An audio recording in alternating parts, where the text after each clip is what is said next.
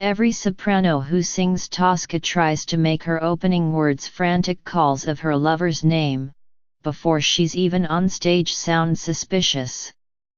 The title character of Puccini's great opera is an acclaimed prima donna in Rome in 1800. Tosca is passionate and jealous. So she must be wondering why the door to the church where her beloved Mario is painting a mural is locked. And who did she just hear him whispering with, but on Maria Callas's classic 1953 recording of the opera, she gives us more than jealousy.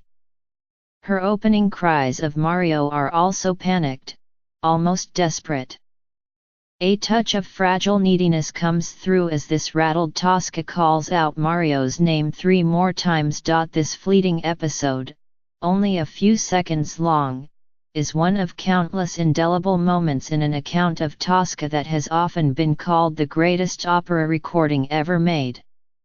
Even though it was done under studio conditions, Callas, Giuseppe Di Stefano, as the idealistic Mario, and Tito Gobbi, as the villainous police chief Scarpia, are thrillingly alive and subtle for the towering maestro Victor de Sabata and the forces of the Teatro alla Scala in Milan. It's hard to think of a recording of any opera that nails a work so stunningly, that seems so definitive. That achievement is built moment by moment. So I've chosen 10 short excerpts, including the one above, to make a case for this landmark Tosca, trying to avoid the obvious, no arias, for example. What better way to prepare for the Metropolitan Opera's new Tosca production, which opens on New Year's Eve? Now let's go back to the beginning. In just the first 90 seconds of this Tosca, the incisive attack and hurtling energy of de Sabata's conducting hook you, starting with the malignant grandeur of Scarpia's theme. Yet this conductor also brings shape and direction to Puccini's frenzied bursts of descending chords, which cut off at the ends of staggered mini-phrases, as if the orchestra is gasping for breath.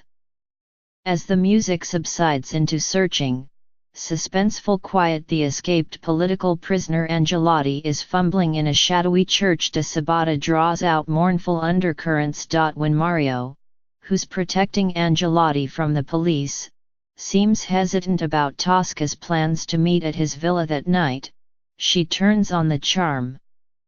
Singing this beguiling, seemingly playful passage, Callas is coquettish, seductive, and determined all at once.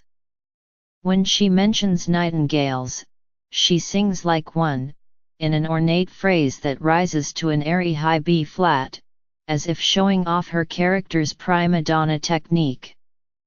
But when the music shifts briefly into F minor at the mention of murmuring woods, her softly throbbing sound makes clear the ultimate purpose of this rendezvous. Tosca returns to the church a bit later to tell Mario about a change of plans. He's not there, but Scarpia is and senses exactly how to manipulate this diva, whom he lusts after. Some distant church bells start ringing, and with warm sound and smooth legato phrasing, Gobbi sings a gentlemanly line that complements the bells. You're reminded that Scarpia is an aristocrat. Hints of malevolence slowly infuse his phrases, until he finally brings up other women who come to church to meet their lovers, working on Tosca's jealousy. "Le proof." "Your proof," Callas demands, flinging the word at him with raw tone and vehement determination. Scarpia, who is after Mario for his Republican sympathies, has Tosca arrive at his apartment just as her lover is taken away to be questioned, actually tortured, in an adjacent room. "Ed or fra noi parlem, and now let's talk together like friends," Gobbi sings. Callas demonstrates a gift for dramatic understatement. Her earlier suspicions of Mario were foolish jealousy, she sings dismissively, sounding like a bad liar. "Yes," she replies, "Mario was alone, solo, when she went to his villa earlier. Indeed? Scarpia asks. Callas erupts, solo, si, with a shrieking high A that shatters her feigned composure. After Mario, having just been tortured, learns of Napoleon's success in the Battle of Marengo, he stands and defiantly shouts Vittoria! Victory, at Scarpia, twice the second time with a clarion, heroic high as sharp, in which Di Stefano is sensational. Callas's Tosca tries to shut him up, to no avail. Her horrified high notes are all the more gripping for being wobbly and out of control. Having struck a depraved bargain with Tosca in exchange for a night together, Scarpia will release Mario, who's been condemned to death. Gobi's Scarpia, arousal coursing through his voice, reaches for her. She impulsively stabs him, commanding Scarpia to die as he writhes in pain and collapses. Immorto, he is dead, Callas finally sings. She cuts off the morto, leaving you hanging as hushed violas, playing an eerily steady sustained tone, wait in the background.